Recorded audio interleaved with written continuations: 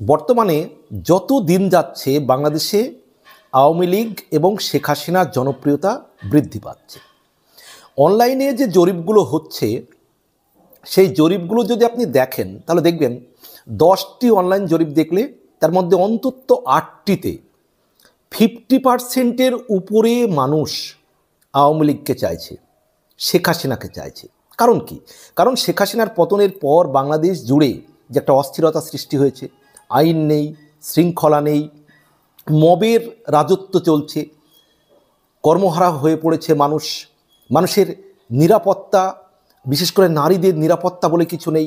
রাতের পরে মানুষ বেরোতে গেলে ভাবতে হচ্ছে। সারা বাংলাদেশ জুড়ে চাঁদাবাজি করছে, সারা বাংলাদেশ জুড়ে যেমন বিএনপি চাঁদাবাজি করছে, তারপরে এই যে সমন্বয়করা বা ছাত্রদের যে দল তারা বাংলাদেশ জুড়ে তাণ্ডব চালাচ্ছে। তাই দিন দিন কিন্তু আওয়ামী লীগ এবং শেখ হাসিনার জনপ্রিয়তা বাড়ছে।